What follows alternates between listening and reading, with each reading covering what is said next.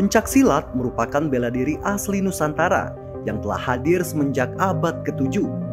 Seni bela diri tradisional ini memiliki pamor yang begitu luas, baik secara nasional maupun internasional. Pencak silat bermula dari perkembangan keterampilan suku asli Indonesia dalam berburu dan berperang dengan menggunakan alat perang seperti parang, perisai, dan tombak. Di Kepulauan Bangka Belitung sendiri memiliki banyak perguruan dan padepokan pencak silat yang tersebar dari kabupaten kota hingga ke pelosok. Salah satunya adalah Padepokan Karanglintang. Padepokan Karanglintang berasal dari tanah dataran Karanglintang Belinyu. Silat Karanglintang mulai diperkenalkan pertama kali oleh kakek Bujeo yang mempunyai murid bernama kakek Samil. Lalu kakek Samil mengajarkan ke muridnya yang bernama kakek Matzen. Dan setelah itu kakek Matzen melanjutkan kepada muridnya yang sekarang menjadi penerus sekaligus guru besar Karanglintang, yaitu Guru Sukirman Hasan.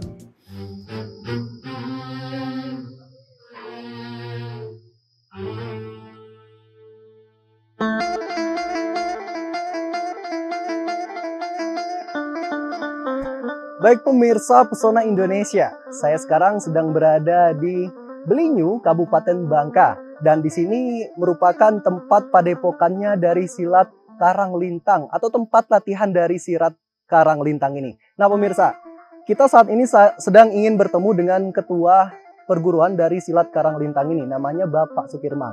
Yuk ikutin saya.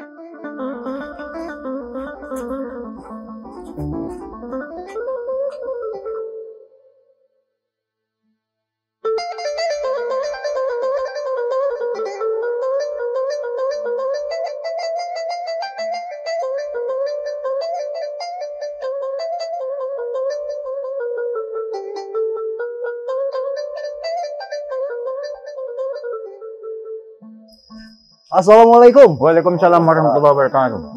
Bapak Sukirman ya Pak? Iya, saya izin Pak. Nah Pak, di sini katanya merupakan tempat latihan atau padepokannya dari silat Karanglintang ya Pak? Iya Pak. Ya. Boleh saya tahu lebih dalam lagi Pak terkait silat Karanglintang ini? Pak? Boleh Pak, silakan aja. Ya. Baik Pak, mari Pak. Ya. Oke. Ya, silakan Pak. Baik Pak, mari Pak. Oke.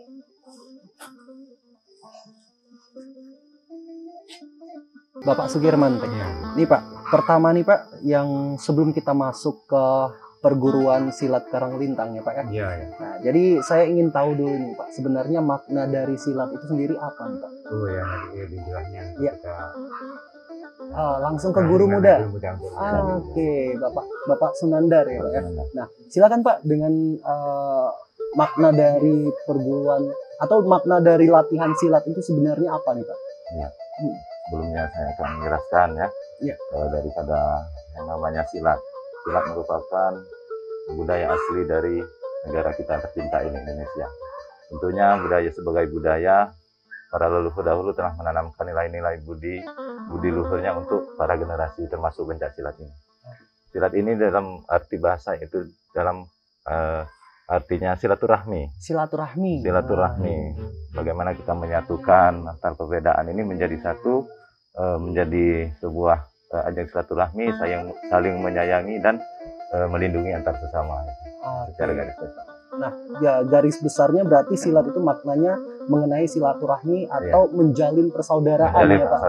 Atau menjalin satu kesatuan seperti itu. Nah, dari silat ini kan ada yang namanya pendekar ya Pak ya? Pendekar silat A, pendekar silat B, seperti itu. Nah, sebenarnya sifat-sifat yang memang harus ditanamkan sebagai seorang pendekar silat itu seperti apa nih Pak? Iya. Baik. Sebenarnya terkadang tidak mudah untuk menilai seseorang itu menjadi pendekar. Ya. Mungkin secara lisan ataupun secara ini pada umumnya orang terkesan lebih mudah kelihatannya untuk mengungkapkan bahwa ya ini pendekar, ya ini pendekar. Padahal pendekar itu dalam arti mempunyai makna, apalagi dalam dunia persilatan, pendekar itu mampu berlaku bijaksana. Berlaku bijaksana dalam setiap saat dan keadaan, melindungi yang lemah, berlaku adil, dan saling menyayangi antar sesama tanpa memandang perbedaan apapun. Nah Pak, itu tadi secara garis besar dari artian atau makna dari silat itu sendiri, atau memang asli bela diri dari Indonesia seperti itu, Pak. Nah, untuk terkhusus dari silat Karanglintang ini nih, Pak. Nah, itu perbedaan antara silat-silat lain itu apa sih, Pak, sebenarnya? Sebenarnya hal yang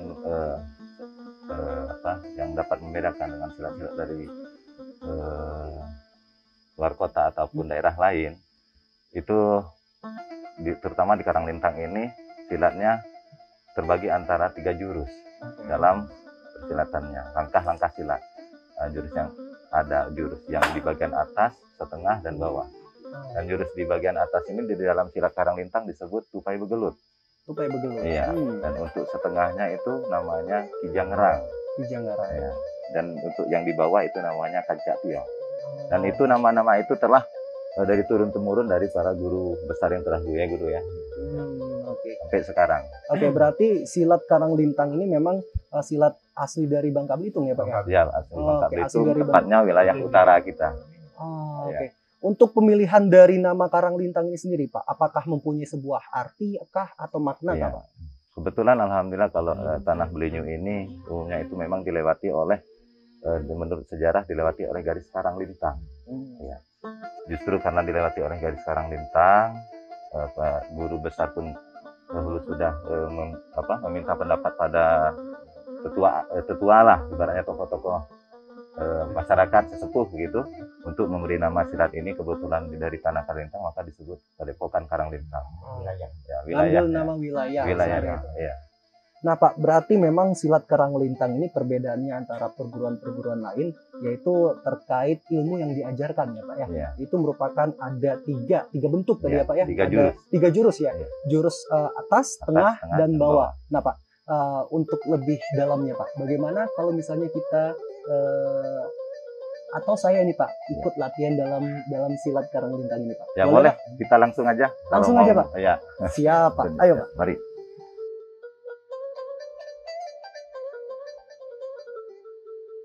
Oke, kita ganti baju dulu ya, kalau mau ikut latihan. Ganti baju nih, Pak? Iya. Oke, ya, baik. Siap. Oh, jadi ini adalah baju dari baju latihan ya, Pak? Iya, baju latihan. Silat Karanglintang. Padepokan Karanglintang. Padepokan Karanglintang. Baik, Pak, saya kenakan dulu ya, Pak ya. Ya, oke, mantap.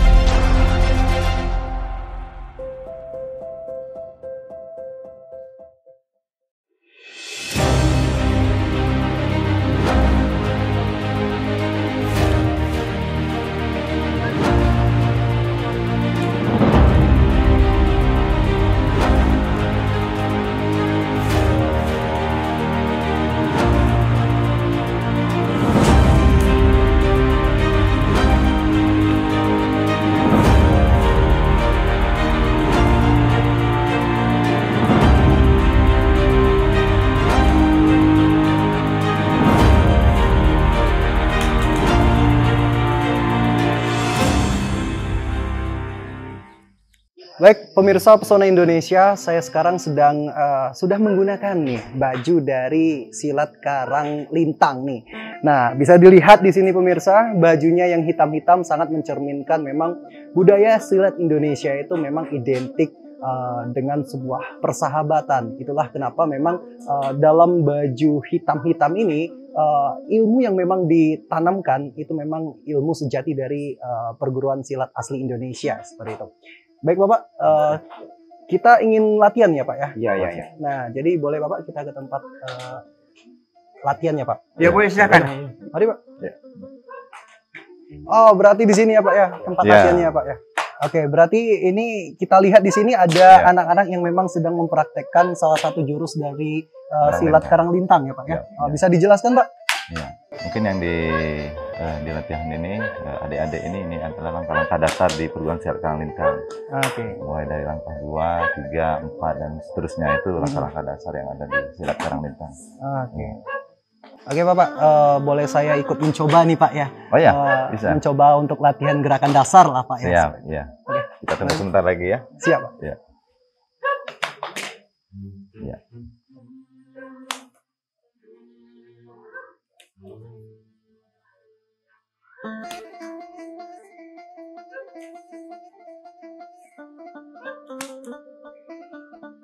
Jadi di sini kita mencoba untuk gerakan angkat dasar di kedudukan silat tangan lintang. Boleh, mungkin Mas boleh di belakang. Oke, baik Pak. Mengikuti ya. Siap. Yang pertama di silat tangan lintang ini ada yang istilah namanya pules. Pules. Iya. Gimana itu Pak? Ya. Gerakan memutar ke belakang. Ya. Mata kita ke sana tapi kepala ke sana, cuman mata ke sana. Ya. Ini salah satu gerakan dasar. Ya. Ya. Diturunkan ke bawah. Oke. Iya. Iya. Bentar ya, Mas. Ya. Ya. Terus putar lagi. Putar seperti tadi, kaki tetap di situ. Ya, terus putar lagi. Oh, langsung ya Pak ya? Iya, langsung putar. Lembut aja. Iya. Coba. Iya. Iya, turunkan ke sini. Ke sana, depan, tatapan mata ke depan. Iya. Angkat kaki kiri lagi, hop. Ya.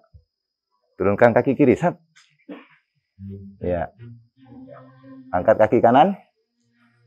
Ya, turun ke bawah. Ya. Tadi kan supaya bergelut, jangan terus angkat kaki kanan, hop. Angkat kaki kanan. Angkat dulu ya. Angkat dulu kaki kanan, hop. Turun ke bawah. Ya. Iya, itu kan kaki ya. Angkat dua ya. Siap. Angkat kaki kanan. Hop. Ya. Oh, Bapak. Ya, dulu. Turun ke bawah. Oke. Ya. Ini salah satu latihan di sini juga. Ya. Ya. Ya, walaupun kita mau jatuh, cepat pulangkan badan. Ya. Ya. Hai. Hai. Hai. Hop. Hai. Hop. Hai. Ya. Ya, angkat kaki kiri. Hop, turun kaki kiri. Ya. Angkat kaki kanan. Ya, turun. Oke, sip.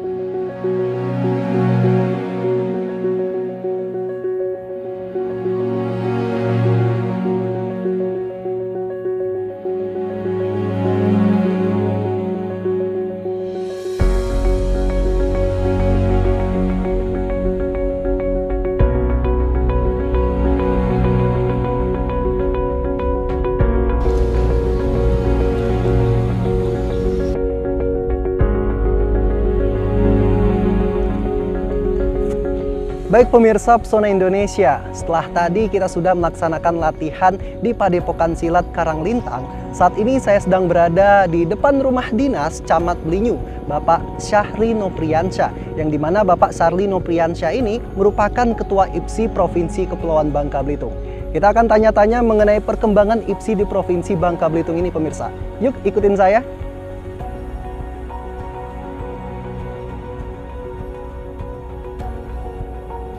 Assalamualaikum Pak. Waalaikumsalam. Apa kabar Pak? Alhamdulillah baik. Alhamdulillah baik Pak. Pak, ini Pak, saya ingin tanya-tanya nih Pak.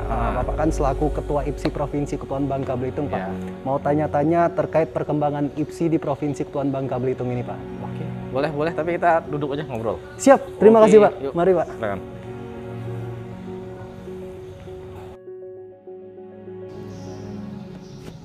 Baik pemirsa Pesona Indonesia, saat ini saya sedang dengan Bapak Sarino Priyansyah. Beliau ini memang merupakan Ketua IPSI Provinsi Kepulauan Bangka Belitung yang menjabat dari tahun 2021 sampai 2026 nanti. Kita sapa dulu pemirsa. Assalamualaikum Pak. Oke, baik. Waalaikumsalam warahmatullahi wabarakatuh. Oke Bapak, ini kan Bapak telah menjabat nih Pak sebagai Ketua IPSI Provinsi Kepulauan Bangka Belitung periode 2021 sampai periode 2026 seperti itu ya Bapak. Nah, sebelum kita masuk ke IPSI itu sendiri nih Bapak, saya ingin tahu dulu nih Bapak terkait pembentukan IPSI di Provinsi Kepulauan Bangka Belitung ini seperti apa dahulunya Pak? Baik, Provinsi Kepulauan Bangka Belitung ini kan mulai terbentuknya di tahun 2000 ya. Merupakan pemecahan dari atau memisahkan diri dari Provinsi Sumatera Selatan.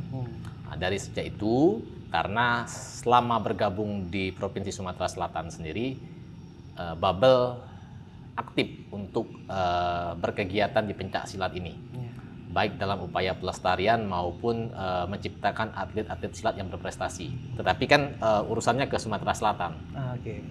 Sejak Bangka Belitung menjadi provinsi sendiri, akhirnya IPSI pun memisahkan diri dari IPSI Sumatera Selatan ke IPSI Provinsi Kepulauan Bangka Belitung. Berarti sejak tahun 2000 ya Bapak ya? Nah, sejalan. Sejak tahun 2000 tuh Bapak, memang kalau misalnya kita berbicara mengenai Ikatan Silat Seluruh Indonesia, kan itu kan ada berbagai perguruan di dalamnya. Nah, sejauh ini Bapak, perguruan yang sudah tercatat di IPSI Provinsi Kepulauan Bangka Belitung ada berapa perguruan yang aktif Pak? Baik, sebetulnya kan kalau berbicara tentang keanggotaan, karena harus memiliki syarat, bisa dinyatakan sebagai anggota IPSI Provinsi. Salah satu syaratnya itu adalah harus memiliki cabang itu di setengah plus 1 kabupaten kota yang ada di provinsi ini. Karena kita punya 7 kabupaten kota, jadi harus minimal punya 4 cabang. Nah, baru bisa dinyatakan sebagai anggota IPSI Provinsi Bangka Belitung. Jadi karena syarat yang lumayan ketat ini, yang tercatat di kita cuma 8 perguruan. 8 perguruan. Dan salah satunya ada perguruan ini ya Bapak ya, yang saya kenakan sekarang bajunya ya Pak. Karang-Lintang. Karang-Lintang ini secara keanggotaan provinsi dia hanya tercatat sebagai anggota saja. Anggota biasa yang memang karena Karang-Lintang ini dia asli Belinyu kan. Dan dia tidak punya cabang di tempat lain. Dia hanya ada di Belinyu ini, dan ini memang warisan budaya ya, warisan dari turun-temurun yang alhamdulillah sampai hari ini masih bisa terjaga lah. Nah, ngomong-ngomong tentang Karang-Lintang nih Pak. Ini kan silat Karang-Lintang nih asli Belinyu ya Pak ya. Asli Belinyu yang memang warisan dari Provinsi Kepulauan Bangka Belitung. Nah, ini keanggotaannya di IPSI kan memang sudah tercatat seperti itu ya. Tapi ya kendalanya ini nggak ada cabang di kota-kota lain seperti itu, karena memang dia masuk di dalam kabupaten tercatat sebagai anggota IPSI. Nah, Karang-Lintang ini Bapak sebenarnya Bapak, menurut pandangan Bapak nih, apa sih Pak perbedaannya dari silat-silat lain seperti itu?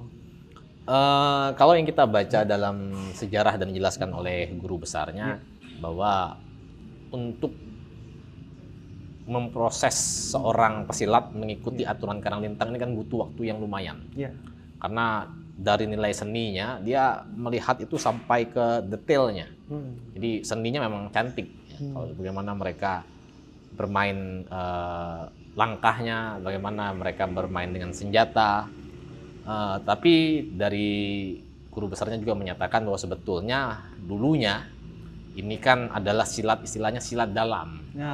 Silat dalam, bukan hanya sebagai pencak yang ditampilkan, tetapi ada olah batin, ada olah mental yang lebih kepada faktor-faktor penunjang dari dalam. Berarti dia lebih dominan ke arah kebatinan seperti itu ya Pak ya? Dulunya. Tetapi kan juga menyesuaikan dengan zaman, jangan sampai nanti orang enggan untuk mempelajari ini. Tapi mereka tidak juga fokus pada dalamnya saja.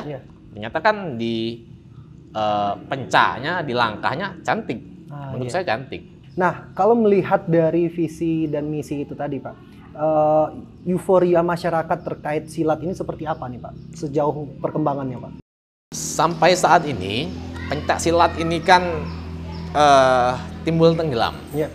Di dulu di era-era 80-an orang lebih tertarik pada bela diri impor. Ya, saat ini masuk orang akan mencoba karena rasa ingin tahuan.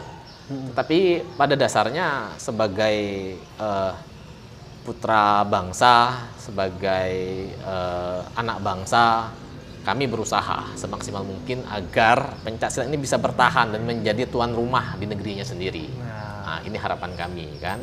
Nah, ini memang butuh semangat dan mental yang kuat karena sebagian orang menganggap pencak silat ini bela diri kampungan kan. Nah, tapi ya bagi kami ini suatu kebanggaan.